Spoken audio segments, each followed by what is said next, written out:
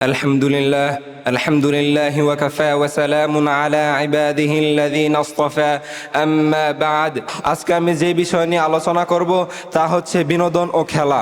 আল্লাহ তাআলা পবিত্র কালামুল্লাহ শরীফের মধ্যে বলে দিয়েছেন, ইয়া আইয়ুহাল্লাযীনা আমানু লা তাত্তাখিযুল ইয়াহুদা ওয়ান নাসারা আউলিয়া বা'দুহুম আউলিয়াউ বা'দ ওয়া মান ইয়াতাওয়াল্লাহুম মিনকুম ফাইন্নাহু মিনহুম।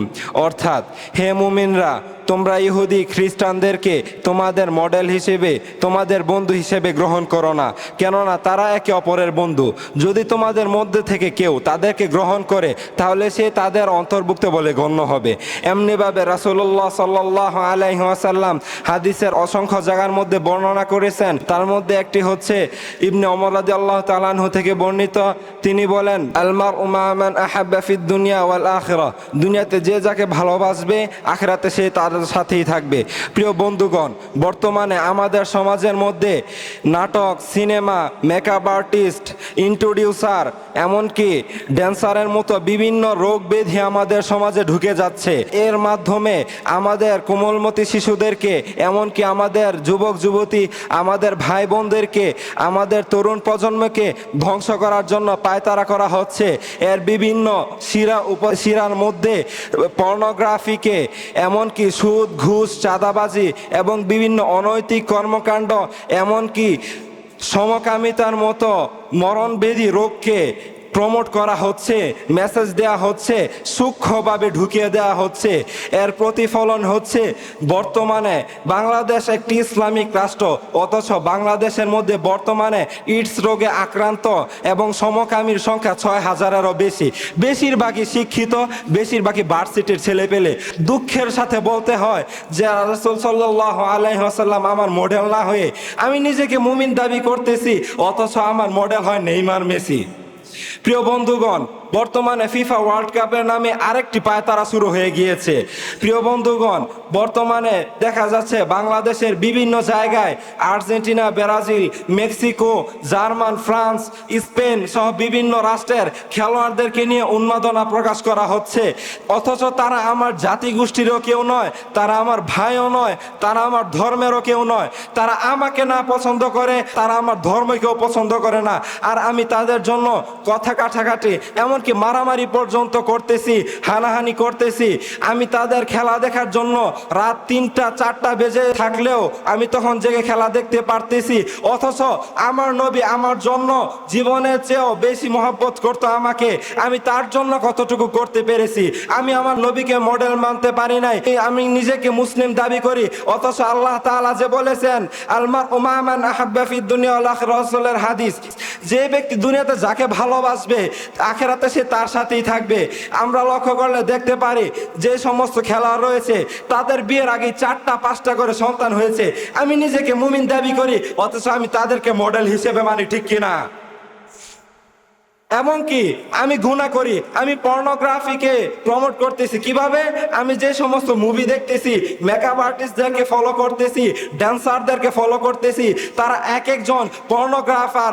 কেউ পর্নোগ্রাফকে প্রমোট করতেছে, কেউ অশ্লীলতা বেহায়াপনাকে ছড়িয়ে দিচ্ছে, আমি তাদেরকে প্রমোট করতেছি। আরে আমি হয়তো সমাজের নেতা না, সমাজের কিছু করতে পারবো না, আমি তো আমার নেতা, আমাকে কন্ট্রোল করতে পারি। আমিও তাদের সাথে তাল মিলিয়ে রাত ৩টা-৪টা বেজে খেলা দেখতেছি। আমাদের একজন শ্রেষ্ঠ নেতা, যার নাম স্বর্ণ অক্ষরে লেখা রয়েছে, তিনি হচ্ছেন সুলতান সালাউদ্দিন আইয়ুবী। উনি বলেছেন, তুমি যদি একটি জনপদকে, একটি জাতিকে ধ্বংস করতে চাও, সেই জাতিকে যুদ্ধ করে নিঃশেষ করার প্রয়োজন নেই।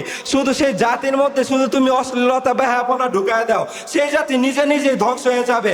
আজকে আমরা দেখতে পারতেছি বিভিন্ন জায়গায় রাম মন্দির বানানোর জন্য শোডাউন করা হচ্ছে, অথচ আমরা সুন্দর মায়ের সন্তান বলে নিজেকে পরিচয় দেই, অথচ আমরা জার্মান, ফ্রান্স, ব্রাজিল, আর্জেন্টিনার মতো রাষ্ট্রের পতাকা তুলে ঘুরাফেরা করতেছি। আমরা কালিমার পতাকা নিয়ে ঘুরতে পারি নাই, অথচ আমরা কিন্তু বিজাতিদের পতাকা নিয়ে ঘুরতেছি। এটাই প্রমাণ করে যে আমরা কোন ধর্মের সন্তান। আমার পরিচয় বলে দিবে যে আমি কোন ধর্মের ছেলে। বর্তমানে আমাদের অবস্থা এমন হয়ে গিয়েছে, নাম তো দূরের কথা, চেহারা দেখলে বোঝা যায় না সে কোন ধর্মের, কারণ তার চেহারাটা হয় মেসির মতো।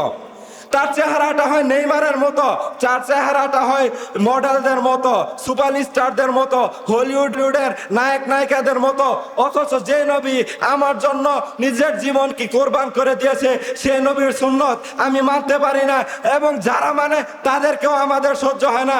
এমনকি বাংলাদেশের সংসদে যখন আমাদের একজন নেতা প্রবেশ করে কখনো তাকে জঙ্গি বলা হয়েছে। এই কি আমাদের পরিচয়? এই কি আমাদের পরিচয়? এটা তো আমাদের পরিচয় হতে পারে না।